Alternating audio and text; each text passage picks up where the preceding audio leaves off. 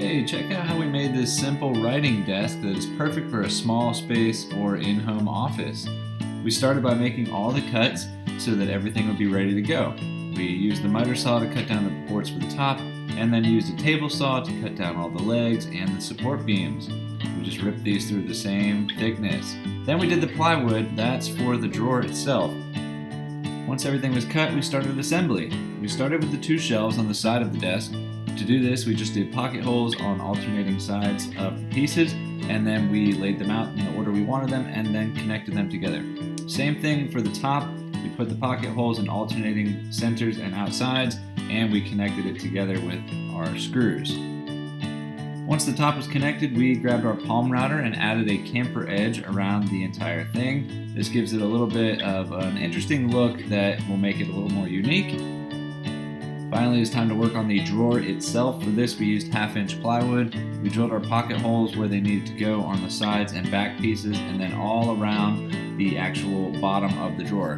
Then we connected the sides to the back using pocket screws, and then added the actual base for the drawer itself, doing the same thing.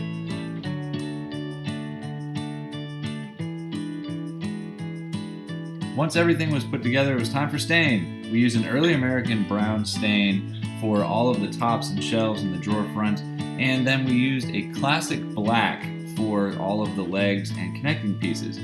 This desk was actually a present for my mom, and everything she had sent to me had an industrial vibe to it, a lot of metal legs and wood bodies, so we wanted to kind of mimic that with the classic black. Then it was time for assembly.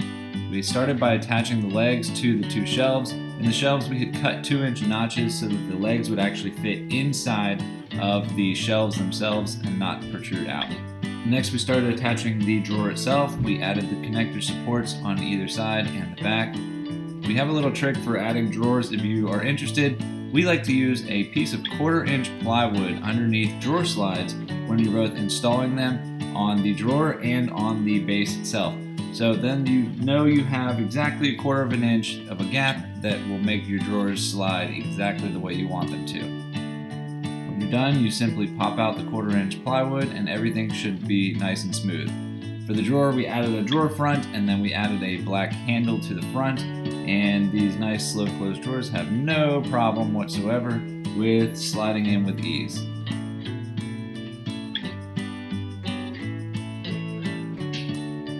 We really like how this desk turned out. My mom loves it. She has a small space in her townhouse, and she's been working from home for almost a year now, so this is going to be really good for her to stop working at the dining room table. This holds accessories, and it has a small space for her to keep little supplies. If you want the plans for this project, go to charlestoncrafted.com and search for the writing desk, and you can get the woodworking plans to make one yourself.